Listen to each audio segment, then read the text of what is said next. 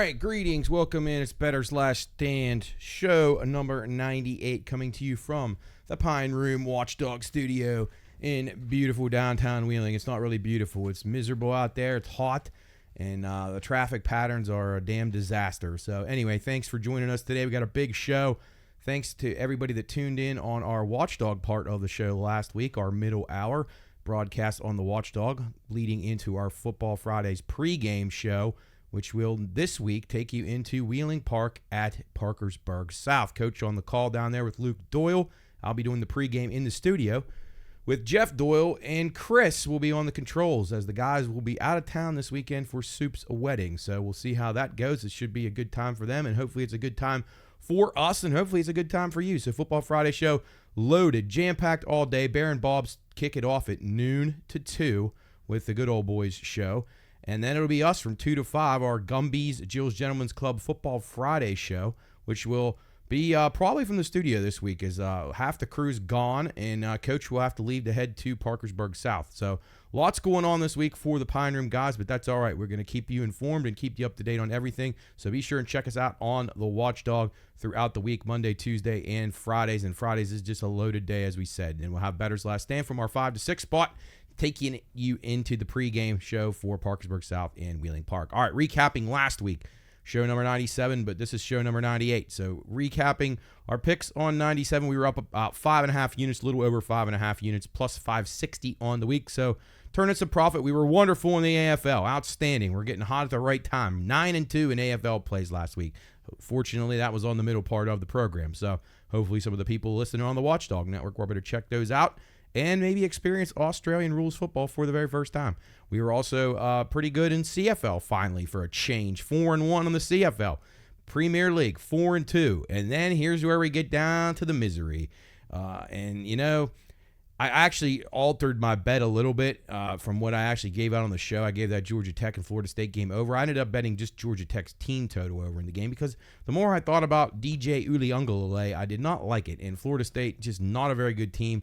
They're going to struggle offensively with him, and I just don't like anything about that team. So I ended up going with Georgia Tech over, but 0-6 on the games I gave out. The dogs were barking. I should have known better than that. But it was weird. The public was a little bit on some of the dogs early, but then it ended up being pretty much a landslide of Florida State money, which I wasn't on that part of it. But some of the other teams really underachieved last week, but really bad games, just terrible, terrible games. Hopefully they're a little better this week, but I can't guarantee that.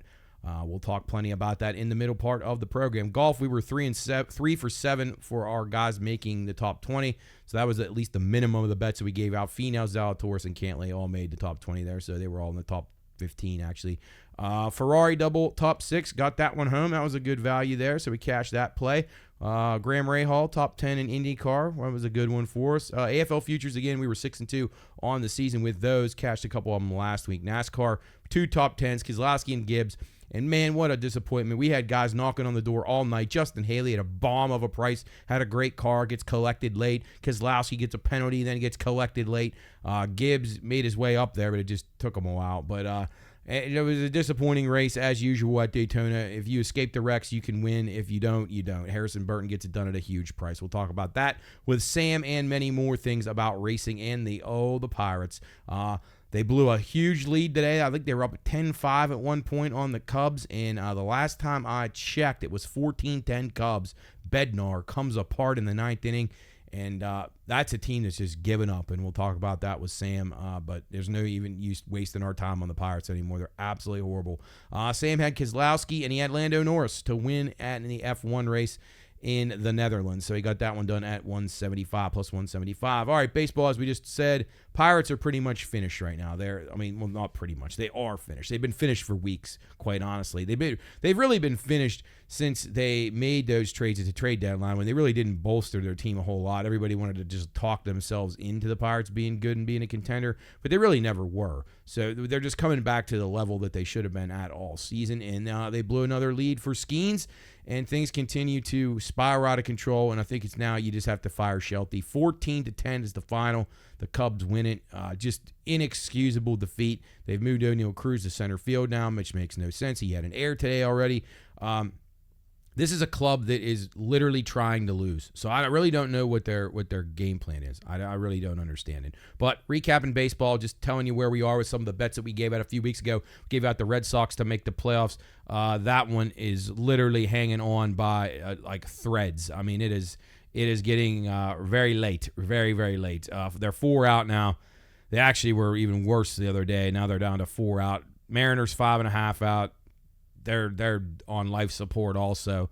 The Twins, I thought would back up a little bit, but they're still being able to tread enough water to stay in it right now. Atlanta is the last team in the National League. The Mets on their heels a little bit, 3 games out. And the Giants have kind of tapered off. So all those bets, the Giants, the Mariners, and the Red Sox that we gave out, not looking good. We got to get going here in the last few weeks of the season. But it's still, there's still some time left, but teams have got to start to win some games. The Orioles and Yankees keep juggling at the top of the AL East, and Houston looks to me as if they're going to be solidified in the spot in the West. So Arizona and Padres continue to play well. So we are on the Padres, so that is a good thing. We're got a lot of futures on the Padres, and we had a couple on the Diamondbacks as well. So hopefully those ones are looking all right for you, but we still have 3 that we got a lot of work to do, but they're not impossible by any means. So we still got time, and we'll see what happens when it comes to baseball. It's getting down to the end here. It's the panic time for some of these teams. Tennis, let's get into that. Actually, let's do golf first. Just go through a few golf. We're down to the Tour Championship right now. It's the final tournament of the year, and I'm actually very glad. Golf. We've had some good winners in golf. We had Lydia Ko. We had Matsuyama. We had Matsuyama way back at 70-something. We've had some winners. I'm just sick of it. Like, PGA Tour is just not very good anymore, and there's 30 guys left here at the Tour Championship at East Lake. This is the weird thing where they give a guy a 10-shot lead. So Scheffler starts with a 10-shot lead. Xander Schauffele's up 8 on everybody, or at 8 under.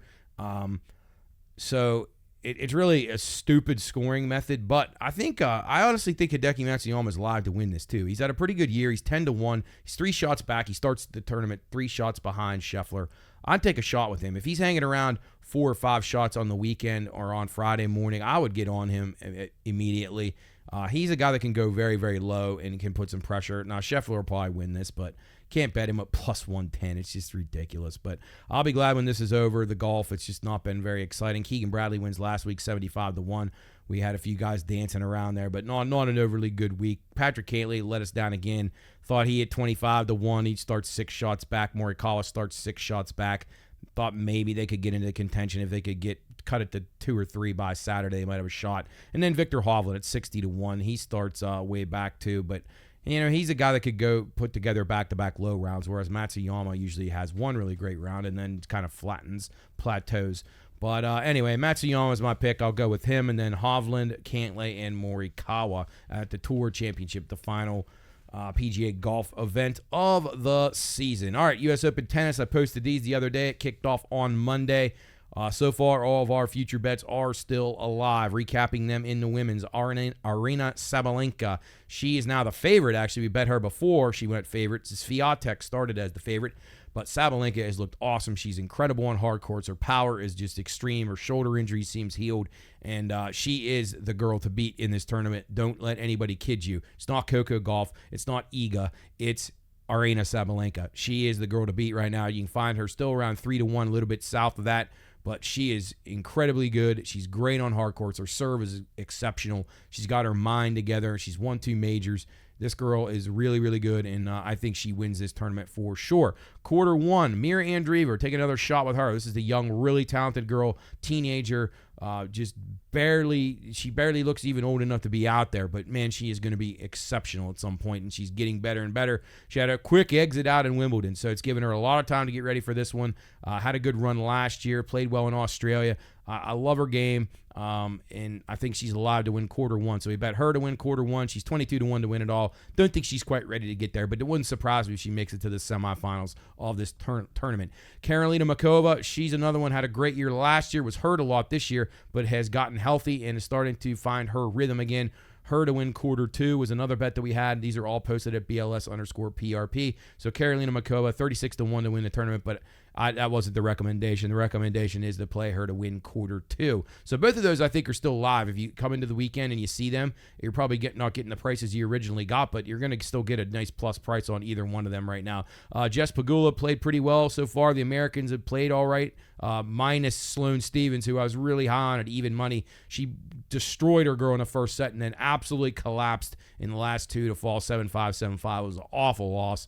Madison Keys won. She's a very good hardcourt player. She'll probably make a good run here. Paula Badoza won again this morning. She's pretty tough. Alena Rybakina, who's a former major winner and is a very good player, her game looks a little off. Swiatek looks a little off, and so does Coco Gauff. So I would go against all three of those girls. I think they're all beatable. Sabalenka didn't play at Wimbledon. She didn't play in the Olympics. She is rested. She's ready to go, and she's healthy. And I think this is a huge advantage for her. The extreme heat up there in Flushing Meadows, this girl is just going through these tournaments like just crushing everybody. So I expect her to keep it up, and she's going to be really tough to beat. BHM, Beatrice Hadid Maya. I think she can make a little bit of a run here. She's a scrappy, feisty player, could get herself into the quarterfinals, so keep a little eye on her as well. And then Naomi Osaka is coming back from giving birth and just been out of tennis for a while. She's starting to round into a little bit of form now. Not to the point where I would say that she's going to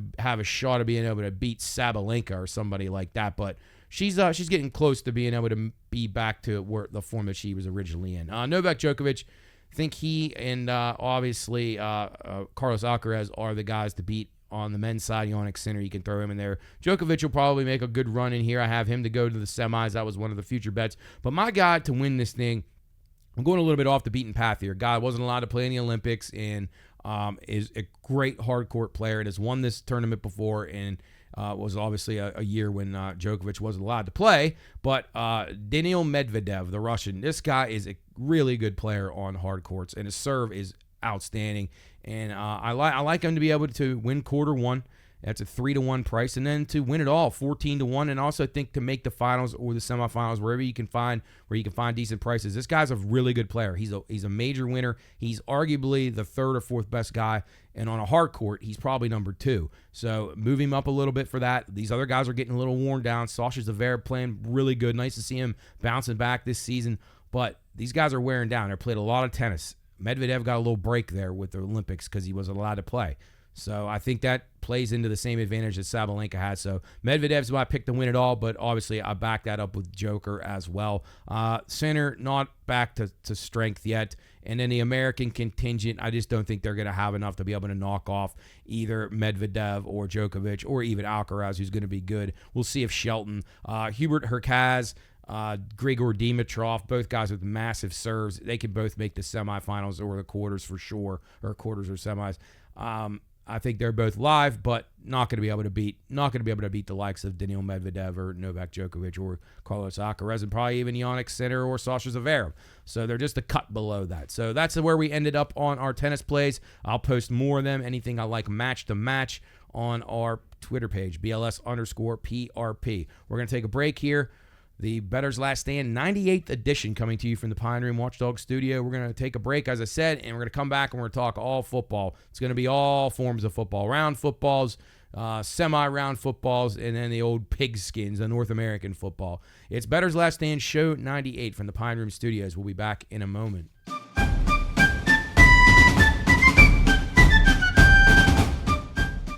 Reminder, this show is for informational and entertainment purposes only.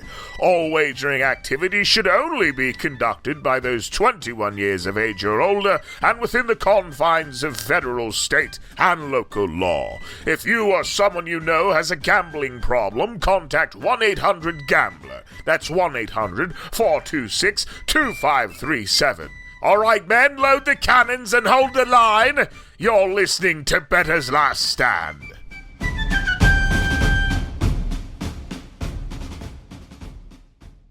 All right, greetings. Welcome in. It's Bettor's Last Stand, show number 98, coming to you from the Pine Room Watchdog Studios in downtown Wheeling. This will take you up to your pregame show for Wheeling Park and Parkersburg South. The Patriots versus the Patriots tonight here on the Watchdog. You're going to be in for a good one as Coach Dell is on the call along with Luke Doyle, and we'll be bringing that to you live from Parkersburg this evening after this pregame show. The Bettor's Last Stand is taking you into the pregame show. Then we're going to do the pregame show. Then it'll be Coach and Luke from Parkersburg South. So hopefully you enjoyed last week's program. First time Bettor's Last Stand aired a full hour in the 5 o'clock Football Fridays catalog here for the Pine Room Studios in Watchdog. So it was exciting to be a part of it last week. We had 2 games. We had a game on Thursday, a game on Friday. And this week we'll be back at it. It'll be the Football Friday show all day on Friday, beginning with Bear and Bob, the good old boys, at noon. Of course, you probably listened to that already. And then it was us from 2 to 5 from the Gumbies and Jill's Gentlemen's Club sponsored Pine Room Watchdog Football Friday show, which we actually had to do in studio today. And then our pregame show will follow this here on Bettor's Last Stand. So thanks for being with us. We had a good week last week. If you listen to the picks that we gave out during the Football Friday portion of the Bettor's Last Stand program, we were 9-2 in our Australian rules. We were 4-1 in our CFL, EPL, soccer, 4-2, and then the bad one here, 0-6 in college football. Yikes, that was bad. Really bad performance, but not surprised. Like I said to Coach recently, this is a really tough. You're better off playing underdogs, I think, in about all these games because nobody really knows how these teams are going to pan out with all these transfers and all these strange things going on. All right, let's get right to it. Bad beats. Let's start there as we bring you in. We're going to talk all football here. We're going to go through some industry stuff and some bad beats. Coke 0400, if you had any of the guys late in the race there, Brad Keselowski and some of the others. Brad Keselowski gets a penalty. He gets in an accident. Justin Haley, who we had as well. A couple other guys in the mix for us to cash nice tickets. All wrecked out of the race. It's just chaos there at Daytona late in the race. So that was not cool. So tough one there. And then the Pirates. If you have the Pirates over their win total, you have to be sick right now. The Pirates are 62-70. Actually, 62-71 because they lost again today. They blew a 10-5 lead, lost 14-10 to the Cubs. If you're needing to get them over 76.5 or 77.5, you are in a world of trouble with 29 games left right now. So I feel bad for anybody that was on them. That's a really tough one there. As a team that started out high hopes, trade deadline, they had high hopes, all-star break, they think they're in it, and they have crashed and burned, and heads need to roll, but will they? That's the question. Industry news, the NFL is recommitting to the National Council on Problem Gambling with a 3-year, $6.4 million grant after the NFL head of security, Kathy Lanier, said that threats toward players have increased and are much of the time fueled by losses in fantasy football and sports betting. So, yikes. If you're one of these people that are threatening athletes, college, pro, anybody, because you're losing, you are an idiot, and you should not be betting, and you should not be participating in any type of activities with other people. You need to go to a padded room somewhere and settle yourself down. You can't act like that. It's inexcusable behavior by anybody to participate in such actions. The league also has hired integrity representatives for each and every team. So this is going to be interesting. They're going to be looking into betting. They're going to be looking into players that are potentially on the take here. And then they're going to have fan situations where you're going to have fans banned from games and banned from NFL properties. And that's a good thing. I got no problem with any of that. Jared Goff, 25-1 right now, drawing a lot of attention from bettors to be the MVP of the league. So Goff getting a lot of attention. He's around 25-1. MGM said they're most liable to Jared Goff. C.J. Stroud, a close second in most places as well, taking a lot of interest. Colorado remains the biggest liability for all sportsbook as the Buffaloes take on North Dakota State here in Week 1. And that game right now is the biggest handle of any game on the board. Has the biggest handle of any game on the board. If you can believe that, it is just nuts. The Deion Sanders effect is in full swing. And Colorado, who's expected to be not so good, but people are all over them to win the college football playoff, to make the college football playoff, to win the Big 12. Lots of different bets for Colorado. I can't really say that I'm too worried about that. We have some exposure to Colorado, but I can't really worry about it too much. I just don't see how they can possibly accomplish any of those things, but we shall see. You never know. Mixed bag on Notre Dame and Texas A&M. Well, the line has moved towards A&M, up to 3 now after opening at 1. We're getting a lot of ticket play on Notre Dame, which worries me because I was kind of on the Irish. I thought the Irish probably are the better team here. It probably should be favored in the game. But when the public is on its side, I tend to shy away from it. So I am probably not going to be on Notre Dame this weekend. I just can't. My gut says they're going to win that game, but I can't trust the public, and I agree on this. This is a problem. It looks like some sharp money coming in on Texas A&M. And then the most lopsided ticket counts of the week in college football. These are the ticket counts where they're just landslides of one side. It's not necessarily the money, because the money usually comes from the sharper guys, but ticket counts, that's a sign of public interest. Here we go. 88% on Oklahoma State, minus 9.5. 86% on Western Illinois, plus 35. That's a rarity. Usually the public not on dogs like that. LSU, 83%. LSU minus 4. 84% on Bucknell, plus 33. There's another strange dog taking some ticket count. Some share of the ticket count, at least. A lot of the share of the ticket count. 82% on Georgia, minus 13.5 against Clemson. 82% on Michigan, minus 21. 81% on Miami, minus 2.5. And 78% on Oregon, minus 43.5. We'll talk about all those games here in just a couple of minutes. The White Sox have clinched their win total for the year, so you already got a baseball win total in the books. If you're on the White Sox under, you've cashed that one. They were set with a opening season total of 61.5. They've won 31 games right now, and they've lost 101. So you can light the cigar on that one. That's a good one. Travers recap, talked about that last week. Not a great performance, but we said if fierceness would ever show up, it would be a contender, and he did. He ran a great race. He won, and he got the job done at 3-1, paid about $9.80 on the win. Torpedo Anna was second, strong second. She was gaining ground there, kind of a head bob at the wire, almost got up to beat fierceness. Sierra Leone runs second. Dornick was third. So we had our three of our four horses in the Superfecta. We had them right there, 2, 3, and 4. We nailed all those. But Corporate Power was a little bit lackluster. He never really got going. He did beat a couple of the horses with shorter prices than him. He beat Honor Marie, who I knew is terrible. I've been saying that all spring and summer. But Corporate Power looked just way out of his league. So no winners there for us, but that's all right. We move on to head towards the Breeders' Cup Trail here next. So that should be lots of good stuff, lots of potential for winners there at the Breeders' Cup. All right, let's shift it over to round football here. English Premier League into its third week right now. Not a ton of things interest me here, but I'm going to go through a few games that do. On Saturday, it's Fulham at Ipswich Town. Interesting matchup here. Ipswich Town, the team who's just been promoted. They scored a goal against Manchester City last week. I think they're feeling pretty good about themselves. This is a home match against the team Fulham, who I had bet to be relegated. We gave that future out here on the show. So we're going to take a shot with Ipswich Town right here. They have lost the last 6 to Fulham, so full disclosure here. This is a hunch play. This is the ground is going to be rocking type play. The Plowboys will be ready to go. I like Ipswich Town here plus the 190 to win that match against Fulham. Wolves and Nottingham. Wolves gave up 6 goals to Chelsea on Saturday, and they look like they could have some defensive problems. Nottingham Forest, very good offensive team at home. When they travel, they struggle to score. But at home, you can always count on Forest. They'll put at least 1 in the back of the net. So we're going to go with both teams to score here at minus 145. That's both teams to score, Wolves and Nottingham Forest. That's Wolverhampton Wanderers if you're looking for the full name. Nottingham Forest for the EPL teams. That is both teams to score. BTTS, both teams to score in that one. Another game interesting to me, AFC Bournemouth taking on Everton. Everton may be the worst team in the league right now. They are futile and feeble on offense. They cannot score. That could be a problem.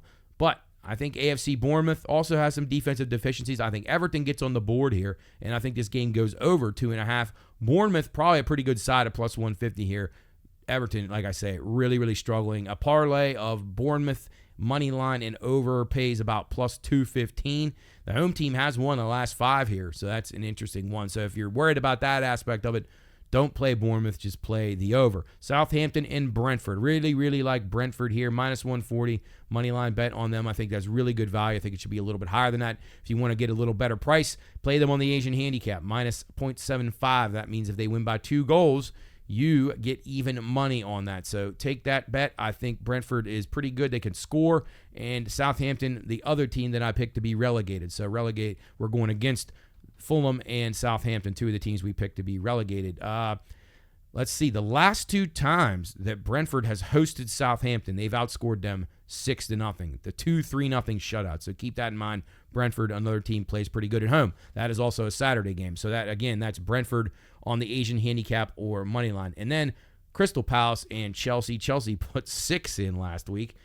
Palace, not in a game that I expected. That was a game we had a BTTS, and it was only a 2-0 game. So not how we wanted that to turn out, but Chelsea very bad at the back, and I think that Crystal Palace will score and probably get at least 1 against them, maybe 2, and Chelsea will score as well. So maybe over 3 there, but both teams to score at 135, minus 135, I think is incredibly good value. It's a London derby. It'll be a little bit testy, so you could get a penalty, you could get some cards. Not always a bad time to play cards over in a match like that either. All right, moving along here. Now we're going to go over to the Canadian side of things, the CFL. We are now in Week 13. The CFL, we went 4-2 last week. We'll take that anytime, and it's not easy. CFL is tough to get a gauge on. Montreal, the best team in the league, they're 10-1. They are off this week, so no easy winner there with being able to play Montreal, but we didn't need it last week, so hopefully we can make it happen again. All right, let's go Saturday game. These games are Saturday, Sunday, and Monday with no NFL going this weekend. Saturday, this is a matchup between the Ottawa Red Blacks and the BC Lions. It'll be the Lions at home, minus 3.5. The total is 51. The last 5 games in this series have went over the total. The home team has won 5 out of 6 in the last 6 meetings, of course. So, a little lean to BC, but I'm not going to take a shot. I think Ottawa actually is a little bit better than BC, but on the road, not going to mess with that 3.5, but I am going to go over the 51. There's been some really high-scoring games. As I said, the last 5 have went over in the series. So that's Ottawa and BC over 51 on Saturday. Sunday, it's Winnipeg, the Blue Bombers, at the Saskatchewan Roughriders. Roughriders minus 3, total 47. Last 2 in this series have stayed under the total, and the home team has also won the last 5 in this one. Zach Collaros, Steubenville's Zach Collaros, who's been an incredibly good player in this league for several years. MVP caliber quarterback, taking his team to the Grey Cup. I mean, this guy's really, really good. Been off to a really bad start this year. He's got just 6 touchdowns. Now, we're in Week 13. He's got 6 touchdowns. He has 12 interceptions. The offense for Winnipeg has been very, very poor this season so far. So we're going to go under 47 in this matchup with Saskatchewan and Winnipeg on Sunday. The Monday games, we have 2 of them. It'll be the Toronto Argonauts on the road at the Hamilton Tiger Cats. Toronto minus 5 on the road. Total 52.5. Toronto has won 5 out of 6 in this series, and I'm going with Toronto here. They're much better. Hamilton's 2-9. Toronto's 6-4. Laying less than a touchdown on the road with Toronto. Don't love that, but I think they do enough to get this done. I think they win this by close to 2 scores, between 10 and 13 points. So we're going with Toronto minus the 5 on Monday. That's a Monday day game for Labor Day. And then we got the Edmonton Elks at the Calgary Stampeders, the Battle of Alberta in Canadian football form. It'll be the Stampeders minus 2.5. The total 50.5. Both these teams under 500. Edmonton's playing a lot better lately, but I don't know. The home team has won 4 out of 5 in the series. I think Edmonton's strong run comes to an end. I think Calgary gets the job done here by a narrow margin. But my main play in this game is going to be over in the game. Over the 50.5, Edmonton and Calgary. I like that. I think both teams will score here. Neither team has a very good defense. Calgary, one of the worst tackling teams that I've ever seen in my entire life at any level of football. So Edmonton's going to score a little bit on them, and I think that will lead to an over 50.5. So again, Ottawa and BC over 51 on Saturday. On Sunday, it'll be Saskatchewan and Winnipeg under 47. On Monday, it'll be Toronto minus 5 on the road at Hamilton, and Edmonton and Calgary at 6 o'clock on Monday over 50.5. Those are our CFL plays for this week here. The Bettor's Last Stand, 98th edition. You're listening to that right here on the Watchdog as we get ready to take you up to the pregame show for Parkersburg South and Wheeling Park, kicking off the West Virginia high school football season tonight on the Watchdog. So you don't want to go anywhere. So now we've done soccer, we've done the round football, we did the Canadian football. Now we're going all the way down to Australia, and there's no actual games this week as the finals begin next week, but by the time we tape another show will have already had a game in the books, actually 2 of them. So I'm going to give you my plays on those right now, as well as some potential futures that are worth looking at in the Australian rules realm of things here. All right, so we concluded last week. Again, we had a really strong week. We were 9-2 in our AFL plays in the final week of the season. It was a fun weekend of Aussie Rules Football, that is for sure. So here's how the table stacks up, or the ladder as they like to call it. Sydney wins the regular season. They will be hosting GWS. That game, I believe, is going to be next Saturday. So they play the 1 versus 4 in that matchup. And I'll explain the playoffs, how that works here in a moment. And then you got Brisbane against Carlton in the 5-8 matchup, the 6-7 matchup, the Western Bulldogs and the Hawthorn Hawks, and the 2-3 matchup, the Port Adelaide Power and the Geelong Cats. Now, Western and Hawthorn will play the first game of the week, actually the second game of the week. Port and Geelong play the first one next Thursday morning very early. So how this works is the top 4 teams, so that's Sydney and Greater Western Sydney, and they play each other, and then Port Adelaide and Geelong play each other. The winners of those games then get a bye through to the preliminary final. So they skip through the next round. So that's how valuable it is to be in the top 4. You win, you get to skip a game while the other team's got to beat the hell out of each other for another week. So a major advantage there. Major advantage. And then the losers of the elimination rounds, which are the 5, 8, 6, 7 games, are out. And then the winners of the elimination round will then play the losers of the 2, 3, 1, 4, so to speak. So if you have any questions about that, you can look it up on AFL.com. They have great insight there and a cool bracket, and it shows how everything works. So this will go on here for a couple more weeks. I'm really excited about it. I'm looking forward to it. And I think there's some value here from the futures market because Sydney, the Swans, who had played just exceptional footy for probably, I'd say, the first 16 to 18 weeks of the season, they've looked a little beaten and battered lately. They lost some games they probably shouldn't have. Yes, they had some injuries. They're operating at a little bit more health, top health right now. But they're very beatable, and they're not an experienced team. They got a lot of guys that really have never been in a pressure situation like this. So I'm not sure about their game against GWS. We'll talk about that one more next week because that is a weekend game, and I'll have a better idea watching the number. Sydney opened 8.5 point favorite in the game, 172.5 is the total. But Sydney is the favorite to win this. They are the number 1 seed in the regular season, the winner in the regular season, plus 275. I just can't recommend that. They're just not good enough to be plus 275. They're very, very beatable. And I think that you're going to see GWS give them a hell of a game. GWS is the second choice at plus 450. So ironically, the teams who are matching up in the first round are the 2 top betting choices in the outright market to win the grand final. That's questionable to me. And if I had to make a pick out of those 2, it's definitely going to be GWS. They're double the price now. They haven't played very well the last 2 outings against Sydney. I think Sydney's beat them the last 3 times.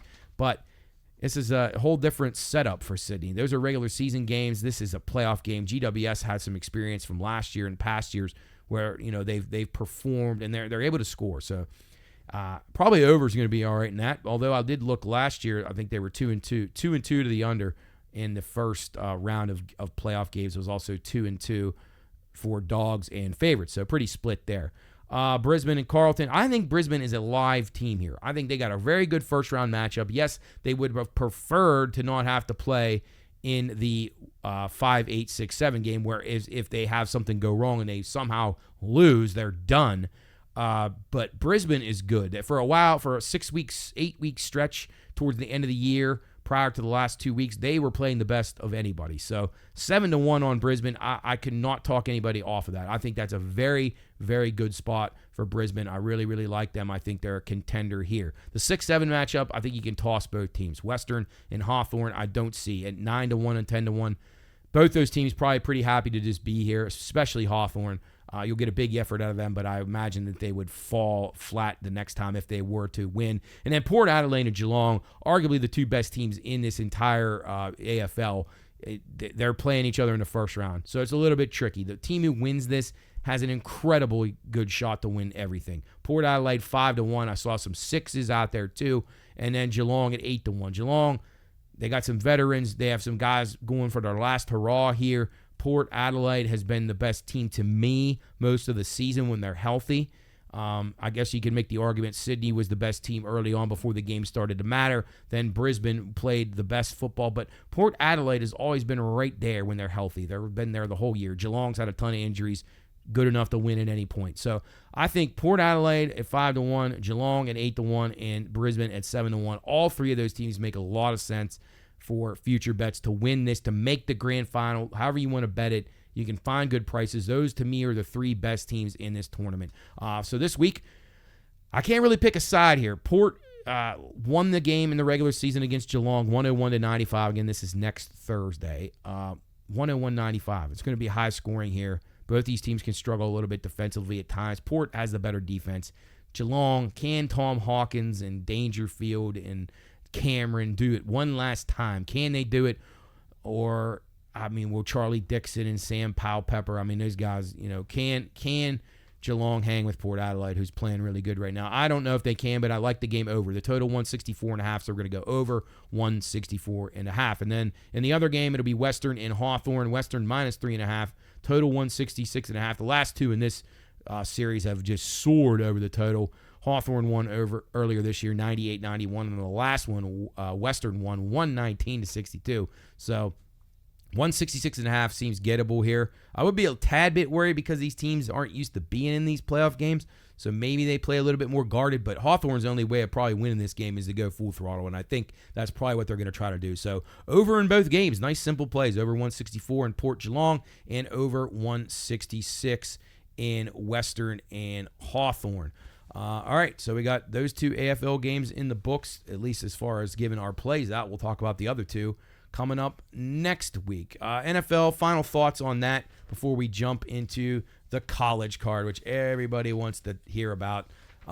We had Mike Florio on our Watchdog Radio Network Pine Room show on Tuesday. Talked to Mike for about an hour about his new book called Son of Mine. It's a mobster book. It's the sequel to Father of Mine that he released out a year or two ago.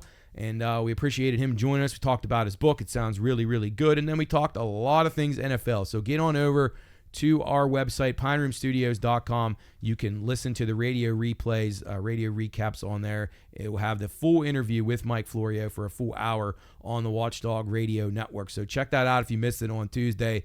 Incredible insight. I can sit here and tell you things about the NFL and what I think is going to happen in the NFL, but who better than Mike Florio to actually do it? You get his firsthand accounts of everything that's going on, from player personnel to the teams that could be dangerous, to hot seat coaches, the surprise teams. He's got everything covered and does such a wonderful job with his Pro Football Talk and NBC Sports. So if you're not familiar with him, he's a Wheeling guy, Wheeling Central guy, just a great guy. We're happy to call him a friend of the show and a friend of the Pine Room. So we appreciate him taking time to spend it with us on the Watchdog for an hour. So if you haven't caught that yet, please, you'll be missing out. It'll be your loss if you don't go out there and check it.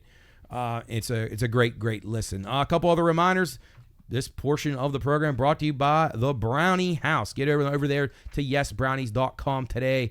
Order your brownies for your football tailgate. Use the promo code PINEROOM for 20% off your order. And again, thanks to Gumby's and Jill's Gentlemen's Club for sponsoring our Football Friday shows each and every Friday. We're usually on location at a various Gumby's property up and down the river, and they are hiring. So if you're looking for some good employment, check out Gumby's or Geno's, and you can find full-time or part-time work. We're happy to be affiliated with them, and we appreciate all the sponsors of the Watchdog Football Friday shows and games. We have tons of sponsors that we go over. We'll talk about those in the pregame show as well as throughout the broadcast this evening.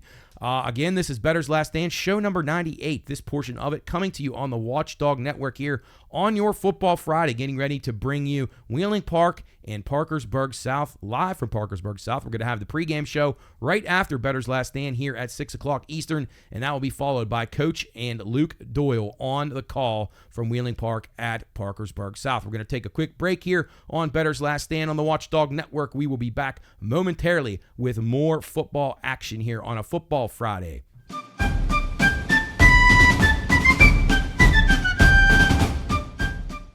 Reminder, this show is for informational and entertainment purposes only. All wagering activities should only be conducted by those 21 years of age or older and within the confines of federal, state, and local law. If you or someone you know has a gambling problem, contact 1-800-GAMBLER. That's 1-800-426-2537. All right, men, load the cannons and hold the line. You're listening to Bettor's Last Stand.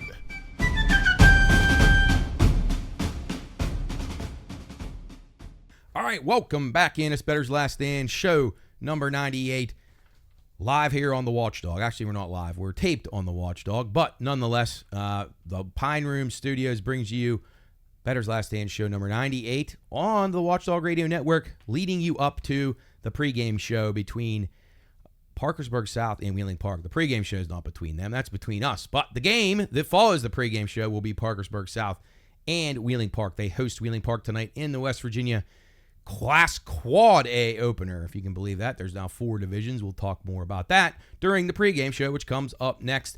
Again, thanks to our Watchdog team. Everything that's gone on here with the Watchdog is just very, very exciting. So thanks again to Kayleen and Rocky and Howard and Lola and Bob Slider and Bob and Bear, who started the Football Fridays last week and did it again here today on the Watchdog. They were great. We did our Football Friday show sponsored by Gumby's and Jill's Gentlemen's Club here just before this, Bettor's Last Stand. And then again, the pregame show coming up next, leading you into Parkersburg South and Wheeling Park. Matt here along with you from the Pine Room Studios.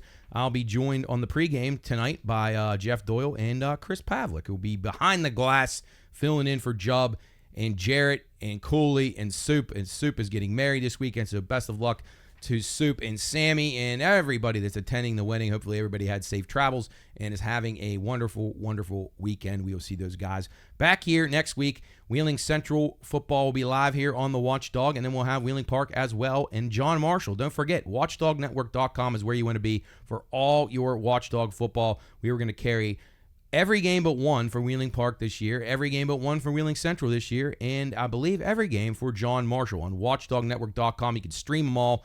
Wheeling Park will be on WVLY for the majority of the season, and on WKKX, it'll be Wheeling Central and then the John Marshall Monarchs over on watchdognetwork.com. You can actually listen to all 3 streams on watchdognetwork.com. So exciting stuff there. Hopefully you enjoyed the pregame and postgame, and actually we didn't have the full postgame. The guys did the postgame from the actual stadium, but we did a halftime show, did a few quarter breaks for scores and things like that. So tune in if you're a high school football fan.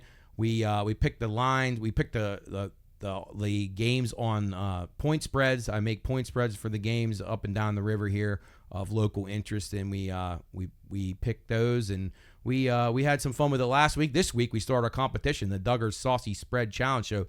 Thanks to our man Duggar at Duggar's Famous Chicken and Wings for sponsoring us once again this year. Kayleen was a champion last year. We sent out those games to everybody participating this morning, and we have 5 from West Virginia and 5 from Ohio, and we'll pick those against the spread, obviously for fun only and bragging rights. But Kayleen was the champion last year, so we'll see if she can duplicate that.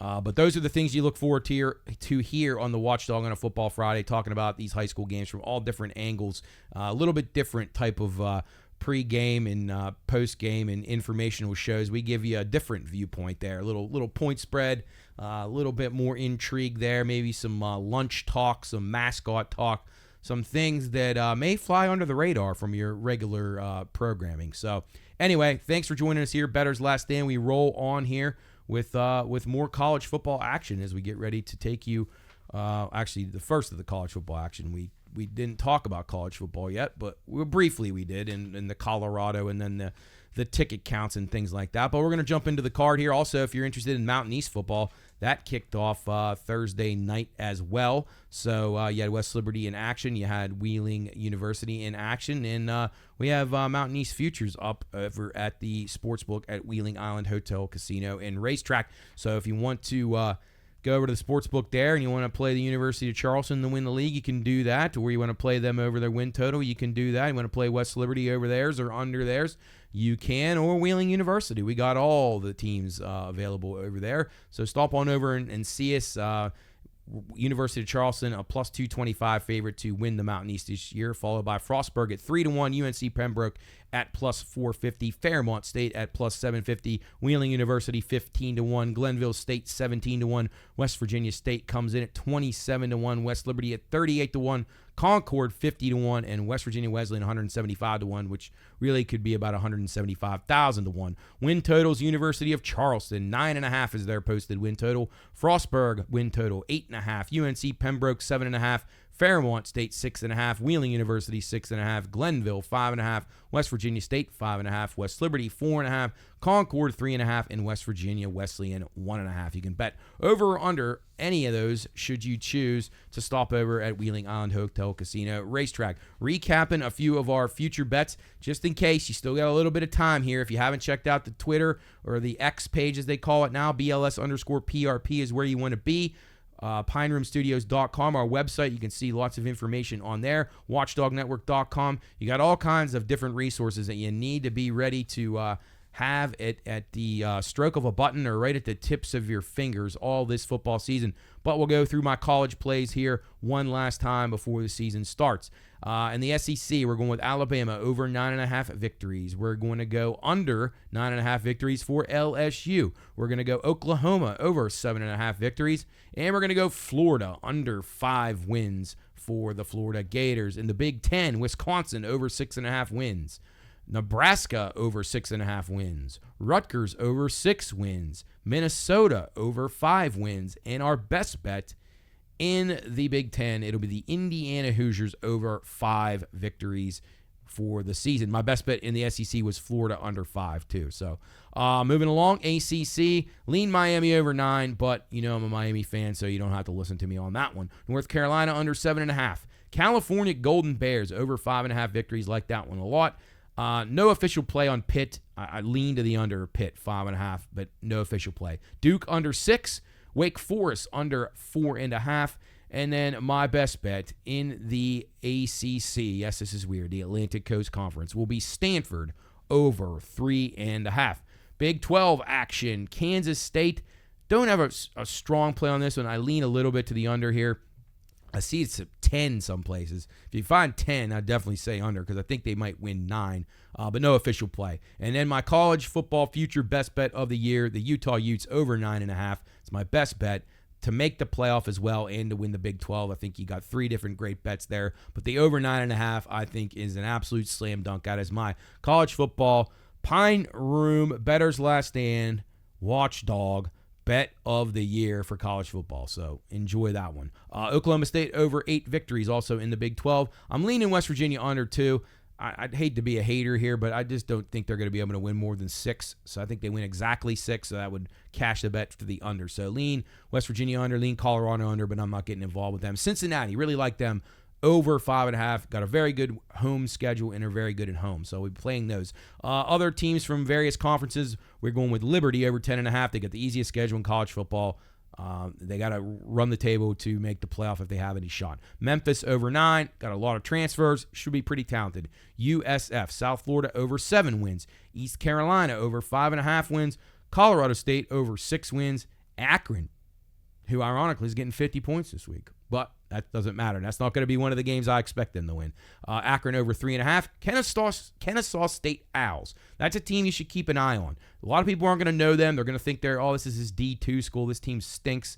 They're not going to be as bad as you think. So look for the Kennesaw State Owls to maybe get some under the radar love from some people who may know a little bit more about it than you and me even.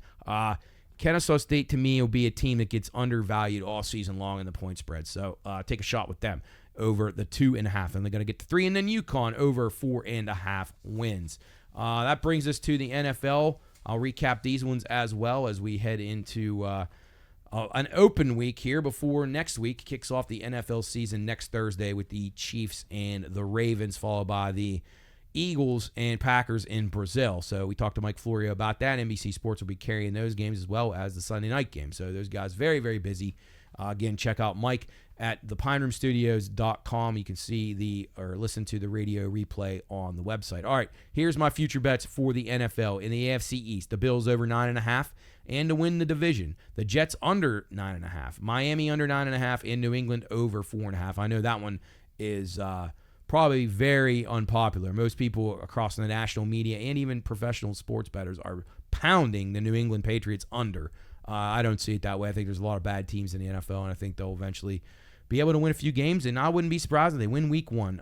In the AFC North, starting to worry about this bet a tad, but every time that people think the Steelers suck, they end up being good, and it would make me so happy if I lose this bet. I'll be very willing to lose it. Pittsburgh over 8.5.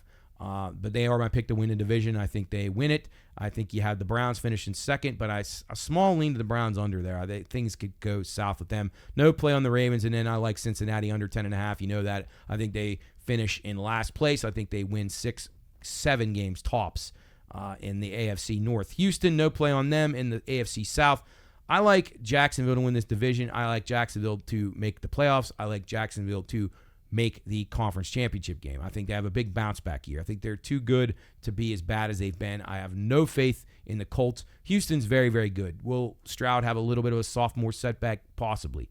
They're going to be very good, though. But I like Jacksonville to have a little resurgence here, and then I got a little rivalry with Houston going. Indianapolis is awful. Richardson is not an NFL quarterback. He's an athlete. He's not a quarterback. They're not going to be able to win any big games, so that means they're not a factor. Tennessee, no play. I think they'll win right around 5 or 6, maybe even 7. I don't think they'll be as bad as everybody thinks, but I don't think they'll be very good. Kansas City, pick in the West, the AFC West. They'll go over 11.5, so I'm going to go over 11.5 there. Going to go with the Chargers over 8.5. I think they're on their way. Harbaugh's done a good job getting them ready. I think he's going to give them a lot of experience, and I would expect next year they may have a shot, and we even talked to Mike about this, Mike Florio. They may contend with the Chiefs next year. Las Vegas, no real play on them. Talented roster, I guess, but the quarterback, a question, just don't know. A lot of people love Denver here. I don't get it. I just don't get it. Bo Nix, I was never a fan of him in college. Like, he's okay, but not to me a pro quarterback. And I think Sean Payton's the most overrated coach ever. I've said it a million times. Denver under 5.5. I like that play quite a bit. In the NFC East, Philadelphia is my pick to win the division. I got no play on their win total, no play on Dallas's win total. Lean under with the Giants. They should be very, very bad. And I like the Redskins over 6.5. I think they're going to be a lot better. Jaden Daniels is going to make some exciting plays. He can pass from the pocket, which a lot of these other athletic guys can't do. And that's why he is actually ready, like C.J. Stroud. Stroud, not a huge runner, but he can stay in the pocket and make the reads he needs to make and then escape at the very last second if he has to. Instead of one read, Justin Fields, tuck it and run. One read, Anthony Richardson, tuck it and run. Those guys aren't going to ever win games. This guy can win games. I think Washington, a team on the mend and could be getting better. Detroit in the North Division of the NFC, over 10.5. They are my division pick as well. I think they're very, very stable. Goff, again, we talked about him receiving a lot of attention for MVP. Can they handle the pressure? That would be the only concern that I would have. Green Bay, no real play. I think they'll be right around 9 or 10 wins. Still not sold on Jordan Love. I think he's maybe a little better than I gave him credit for, but I'm still not certain that he's great. Had some weird games last year where if you go back and look at him, he had some no-show games, so that worries me. Bears under. That's my best bet in the NFC North and probably in the whole NFC. They're too much hype for this team. There's too much pressure. Caleb Williams will probably be pretty good down the road. They got a lot of good players on offense, but, man, there's a lot of pressure on this team. Winning 9 games isn't going to be easy when you got to play Green Bay and Detroit 2 times. So I'm passing on the Bears. I'm going way under on their win total. I think they might win 6 or 7. Not sure they're even a playoff team here, although they're getting better. Minnesota, a mess right now. Probably just a punt year for them, under 6.5. Into the South, I'm on Cooley's Bucks. Over 8.5 here. I think they win at least 9, probably 10. I think they win this division. Atlanta getting a lot of love. They've upgraded their roster a lot. Got Kirk Cousins.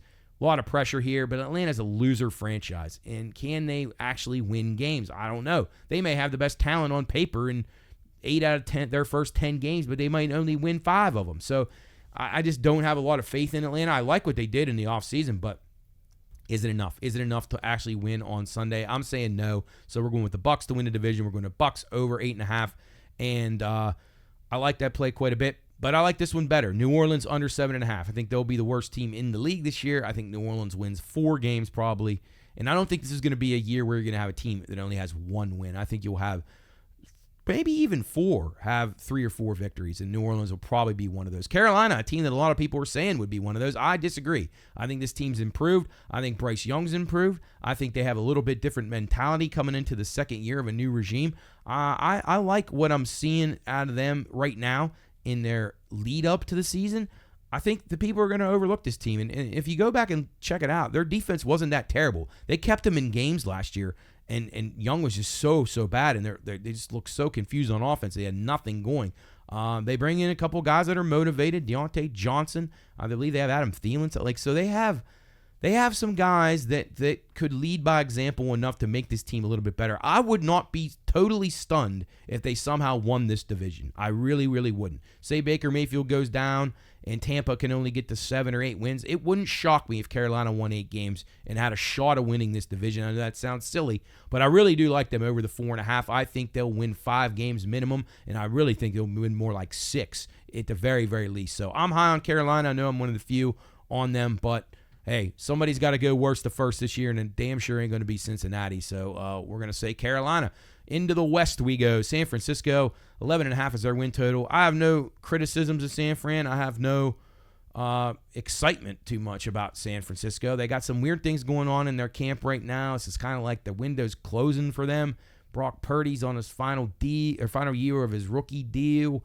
I don't know. Something's unsettling about them, but they're still good enough. They're going to win at least 11 games, probably 10 or 11. I think they probably win a division, but this division is really, really good. In my opinion, best division in the league from top to bottom, and we'll get to the team that I like to win this division, the Los Angeles Rams, over 6.5. Like them a lot. I think they have a really good shot of winning this division, along with Seattle, and I like Seattle over 7.5. I think these teams are going to really fare well outside of the division, and they're going to beat up on each other a little bit in the division. So that works against us a little bit when you're playing multiple teams from the same division on win total bets. But if they take care of business outside of it, I think you're going to like what you see. So Seattle got a new coach, good young mind from the Ravens, and then you got L.A., who has a good coach, a really, really good Hall of Fame level quarterback, and guys that have won. So I'm very, very, very bullish on the Los Angeles Rams and the Seattle Seahawks, and I really like Arizona. I think Arizona is going to stun some people this year. We saw what Murray can do when he's healthy. He's got some weapons on offense. They got some wide receivers now. They had Harrison. They got McBride, the tight end. Connor as a running. I mean, not that these guys are great. Their defense is getting slept on really badly.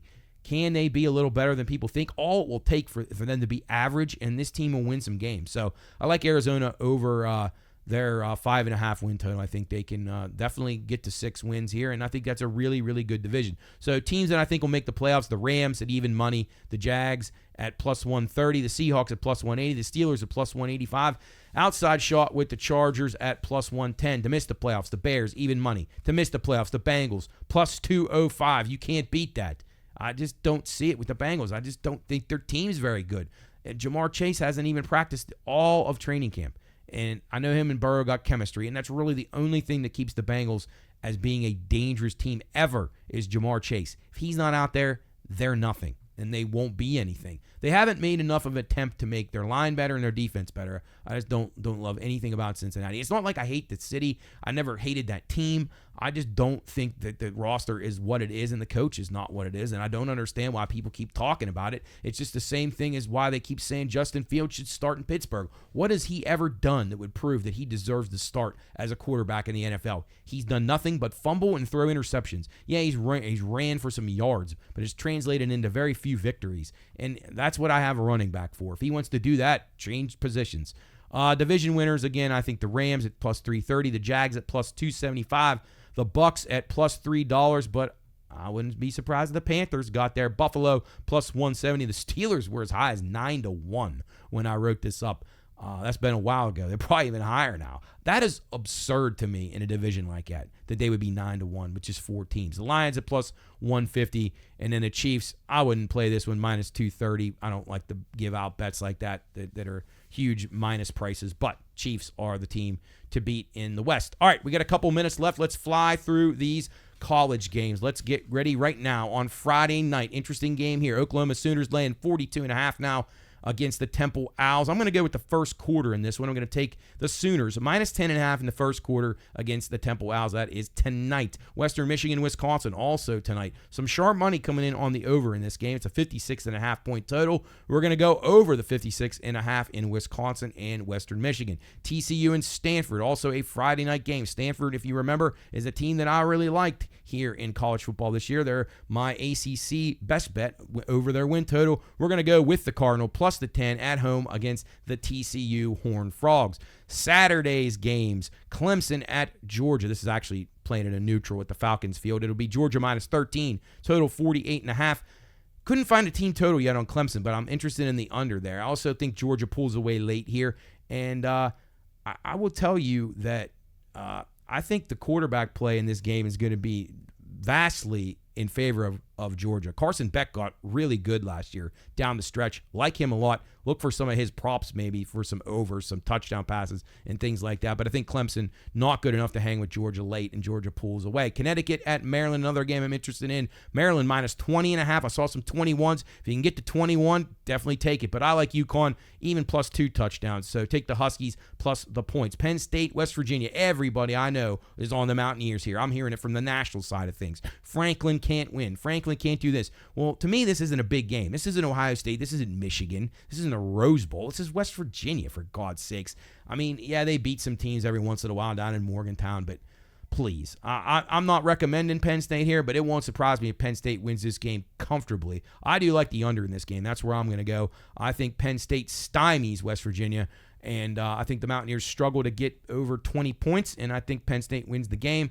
And I think you could look at some Mountaineer team totals under. My best bet of the week in college football, week number 1, it'll be the Virginia Tech Hokies. The hated Hokies. I can't stand this program. I hate them. They play at Vanderbilt, minus 13.5 in this game, total 50.5. I am on Virginia Tech. I think they hammer Vanderbilt. Virginia Tech, an improving team. They got a lot of guys back from last year. They got some questionable issues with their personnel this week, I heard. Maybe some guys in trouble. I'm not that worried about it, though. Vanderbilt, it's going to take a while for them to get their program back up to par. Cincinnati and Towson, another game, 2:30 kick on Saturday. Take the Bearcats minus the 30.5 against Towson at home. Cincinnati very good at home. Florida International heads to the Indiana Hoosiers. Indiana minus 21. We'll be taking the Hoosiers minus the points. I think the Hoosiers are going to be a pretty good team, as you heard me talk about in the Big Ten, one of the teams that I like a lot in that conference. UMass, the Minutemen, they host the Eastern Michigan Eagles. It'll be UMass minus 1.5. The total 49. I'm going to go with UMass. Think they win this game. A little sharp money coming in on them. I already liked them, and then I saw some of the pros were betting it, so I feel a little bit better about it. So we're going to go with UMass money line. Minus 125, minus 1.5 on the point spread, whatever you prefer. Maybe even look at an alternate there, win by 6 or something like that. Ohio at Syracuse. This is one I don't have a play on this, but Syracuse opened 14.5 all the way up to 17.5. Sharp money showing on Syracuse. Maybe that's a side you want to be on. I don't trust it yet. Miami, minus 3, minus 2.5 now at the Swamp of Florida. I lean to the Hurricanes, but man, Miami's offensive line could cost them in this game. It's going to be a loud environment, some new guys. But they got Damian Martinez, an exceptional running back. If Miami runs the ball well and controls the clock in this game, I think they pull away and win this game pretty handily. They are the better team, but who knows? Colorado State at Texas. A lot of people on Colorado State here from the public standpoint. So maybe Texas a little bit of lean here with the Texas team losing their 2 running backs. Maybe people are scared about them. Colorado State, I think, is going to be a good team. I even have their win total over, but maybe Texas is the right side here. Texas gets going. Things can happen. Pros versus Joe game. UTEP at Nebraska. It will be Nebraska minus 27.5. The total 49. UTEP is the public side. Nebraska is the sharp side. So do with that what you will. And then if I didn't mention, Texas is minus 32.5 against Colorado State. Boise State at Georgia Southern. That game started out Boise State minus 10. Out up to 13. A lot of money coming in on Boise State. Don't have an official play there for me. South Carolina hosts Old Dominion. South Carolina opened this game minus 17. Now up to 21. The total 52.5. Sharp money showing on South Carolina. I don't have enough conviction to make a play in that game either, but I thought that the line move was interesting. Nevada at Troy. Troy minus 9.5. The total 45.5. Opened 15.5, Troy, down to 9.5. That's an incredibly weird run there. Nevada obviously played pretty good last week, so people jumping on board with Nevada might be time to jump back in on Troy. Alabama hosts Western Kentucky. Alabama minus 31, total 60.5. I like this game over. I think both these teams can score a little bit. Western Kentucky, decent offensive program. I like Alabama in the first quarter, too. I know that bet got overbet a couple years ago, but 7.5, I think they can score a couple times. DeBoer's going to want to make a little statement there early on, replacing Nick Saban. So we'll go with Bama first quarter, minus 7.5 and over 60.5 in that one. Texas A&M and Notre Dame. This is a game drawing a ton of national action. 7:30, ESPN, or I'm sorry, it's on ABC. Same affiliate. A&M now minus 3, open 1. I think Notre Dame's the better team here, but everybody's betting Notre Dame that I see, so that worries me. I'll probably pass on the game, but be pulling for the Irish. Texas A&M's never won anything. That 12th man stuff, give me a break with that. They doesn't win any games for them.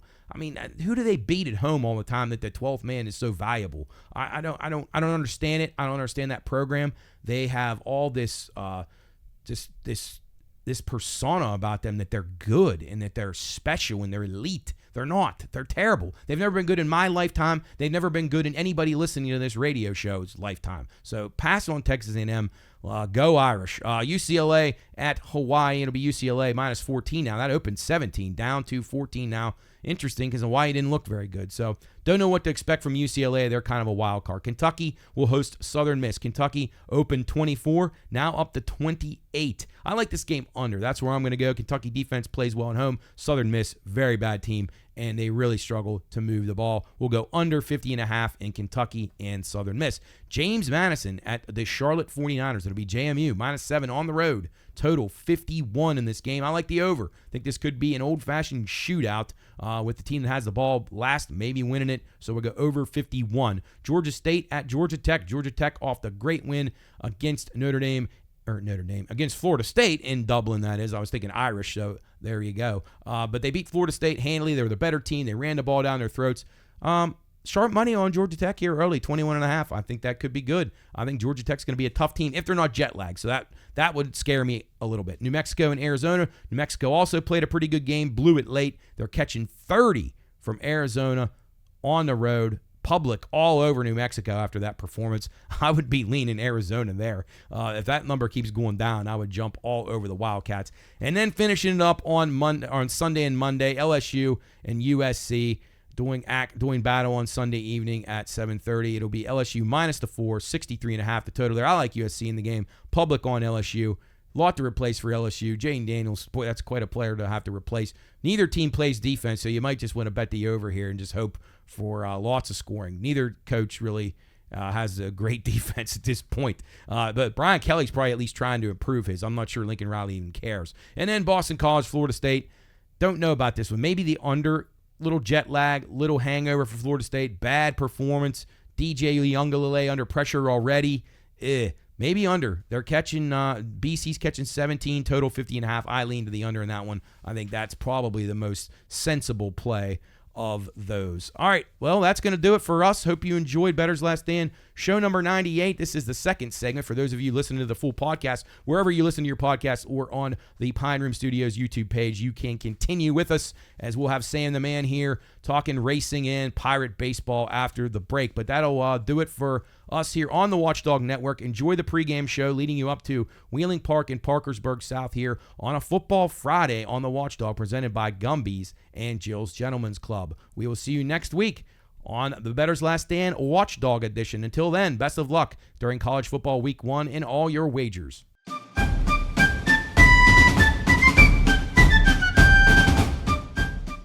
Reminder, this show is for informational and entertainment purposes only. All wagering activities should only be conducted by those 21 years of age or older and within the confines of federal, state, and local law. If you or someone you know has a gambling problem, contact 1-800-GAMBLER. That's 1-800-426-2537. All right, men, load the cannons and hold the line. You're listening to Bettor's Last Stand.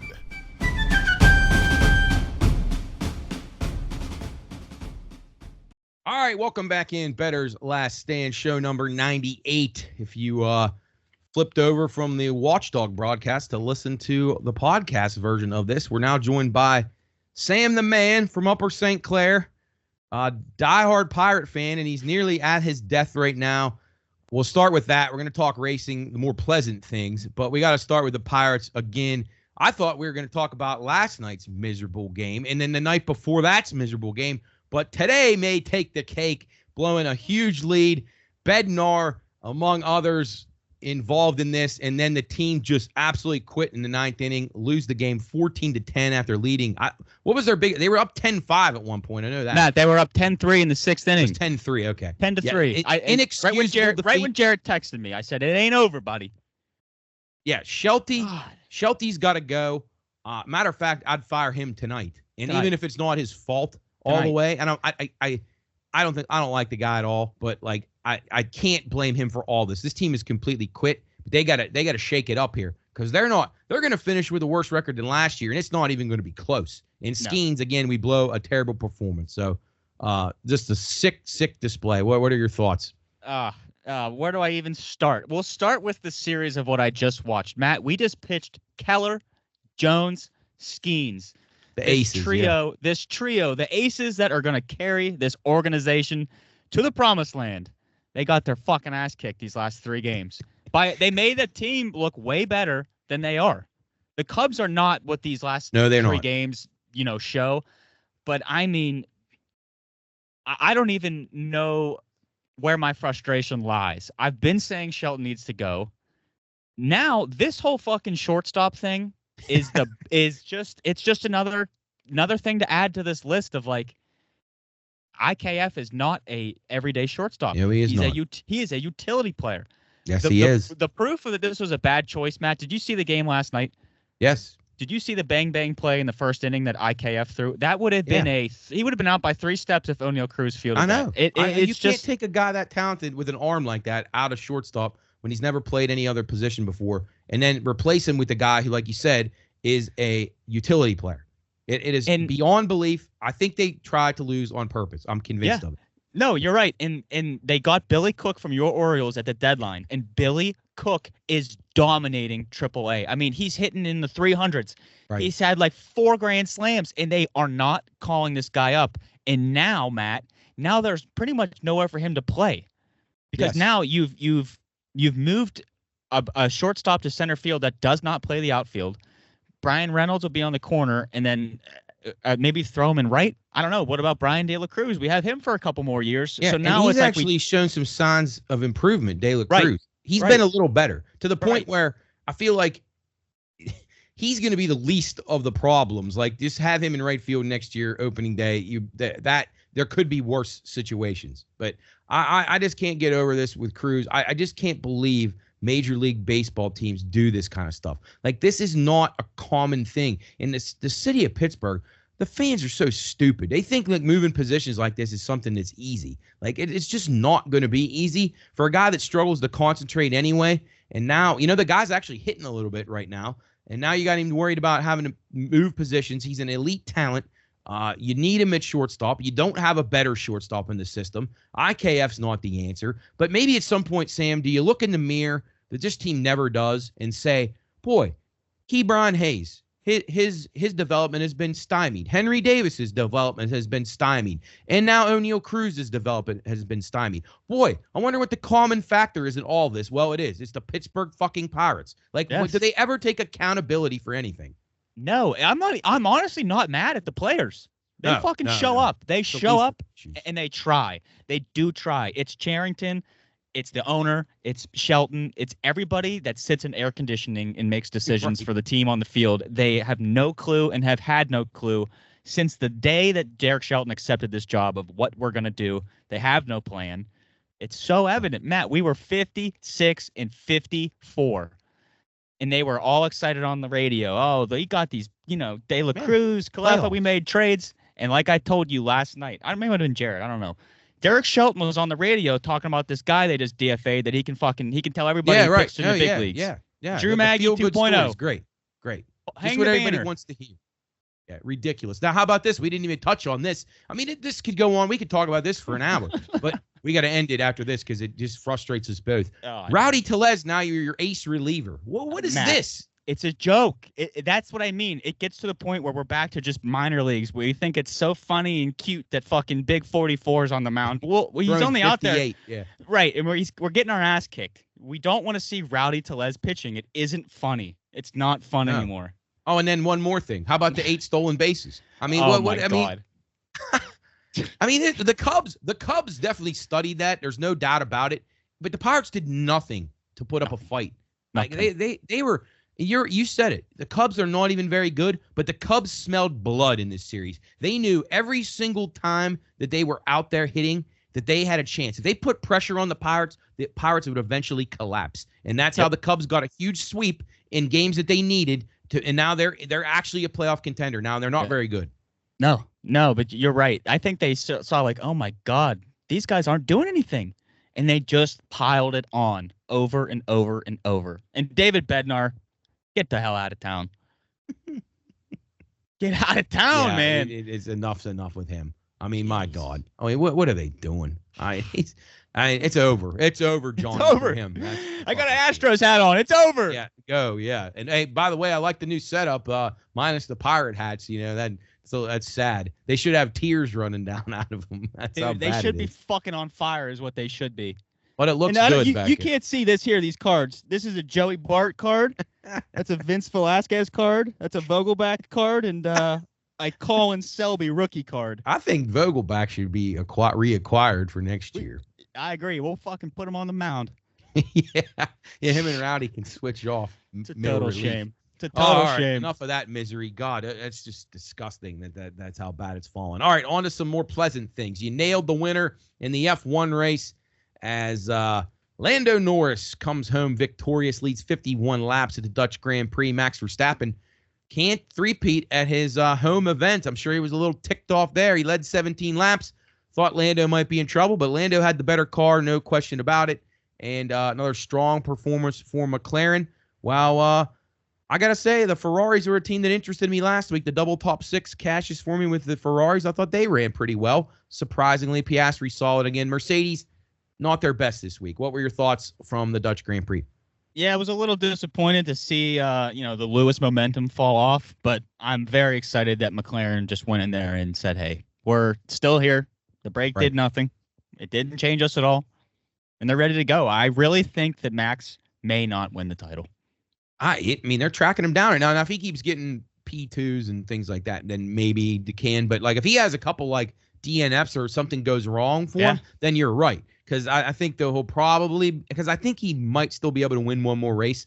But I don't know. Definitely. These guys are putting pressure on him right now. And who would have thought now Red Bull backed into a corner now where you have these other teams all with some momentum right now. Mercedes gives a little bit of it back, but Ferrari has a little momentum now going in. And McLaren, they are the team to beat heading into the Italian Grand Prix this week at Monza. Well, it's hard to imagine. We say it every week, but when Verstappen is not installed as the favorite anymore, it is just amazing to keep reading. Lando Norris plus 105, your favorite, followed by Verstappen at plus 275, Piastri 575. I thought that the Mercedes looked like they could possibly have a bounce back at this race, and I like them. I actually like them a tad bit better than the McLarens.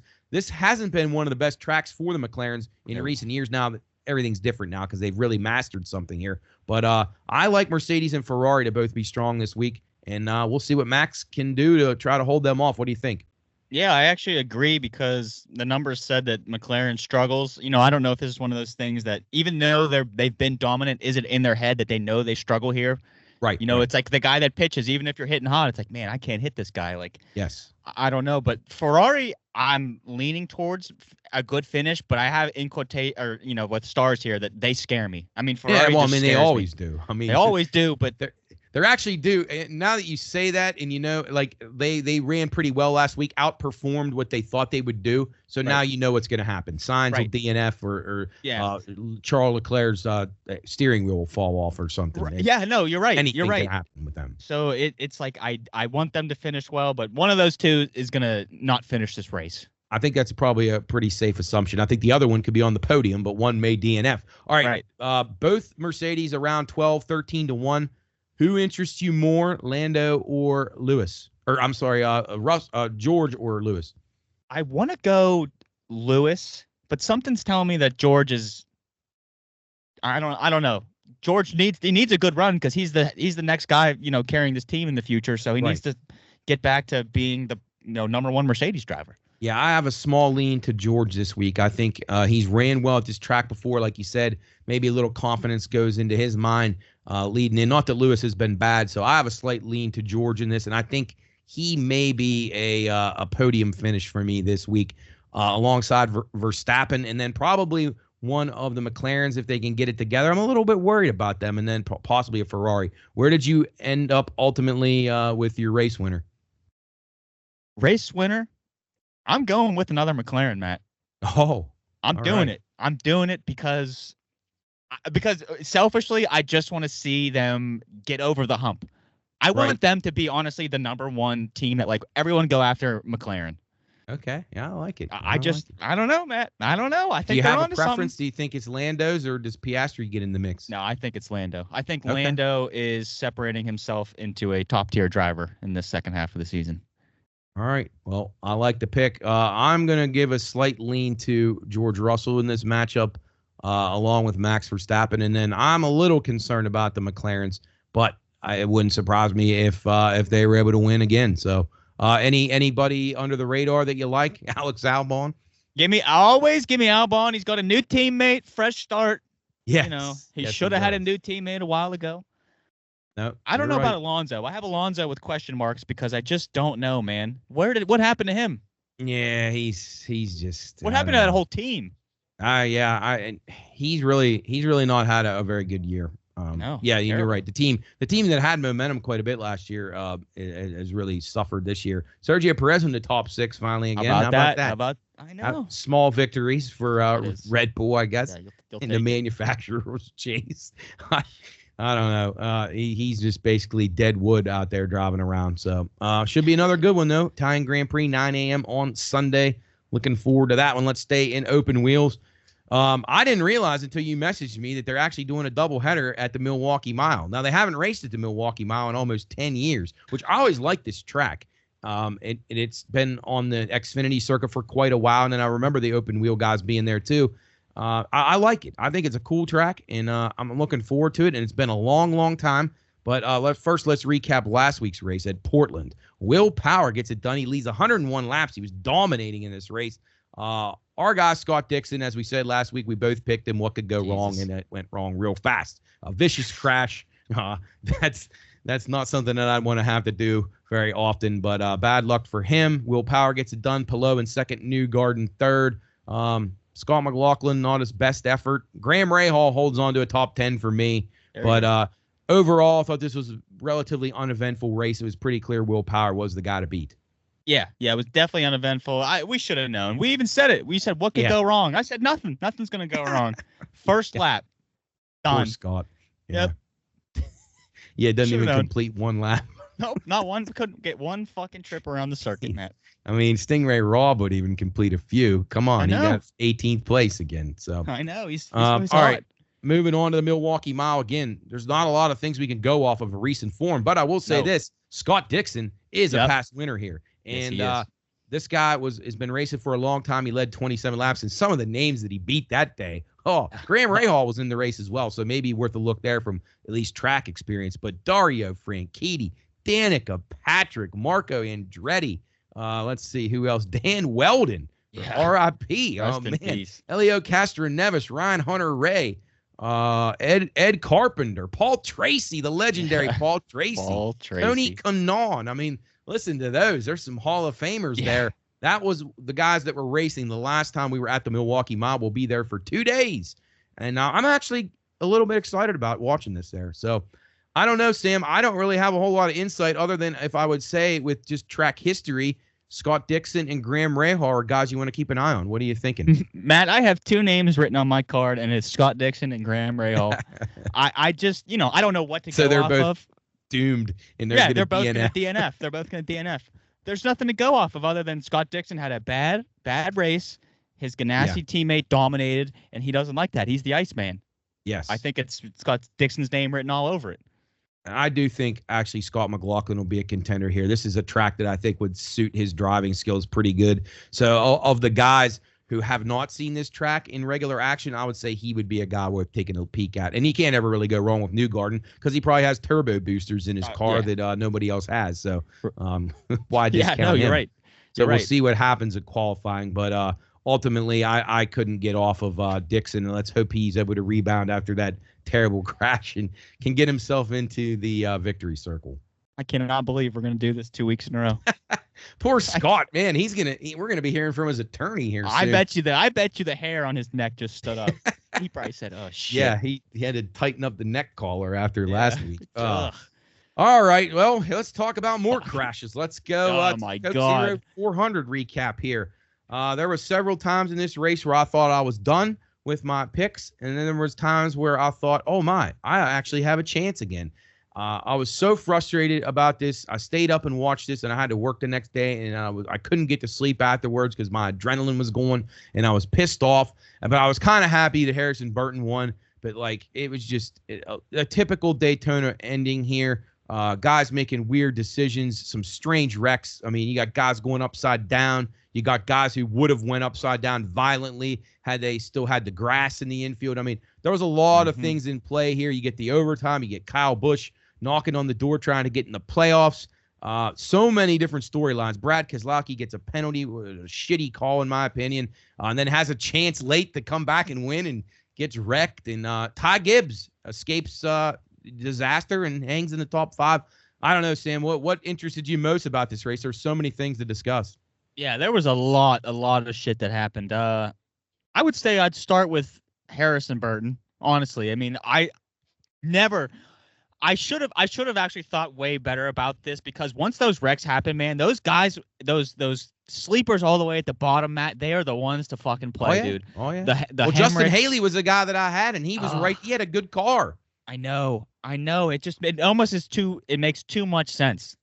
Yep. Survival of the fittest. That wreck took out, what was it, 18 cars? Yeah. 18 and there was cars. guys that were involved. I think they did a graphic late in the race, and even our boy Lee Diffie was laughing about it. It was easier to put up who wasn't involved in a crash. It was like 5 guys throughout the night, and some of the guys involved in multiple ones. And then how about Daniel Suarez, who literally almost burned to death on pit road? Yeah, literally Denny Hamlin tried to take him out. That was crazy. That was actually pretty scary. Very, because the car was melting, and he didn't even really know how bad it was, and they're like trying to get him out. I mean, I've never seen a car melt like that.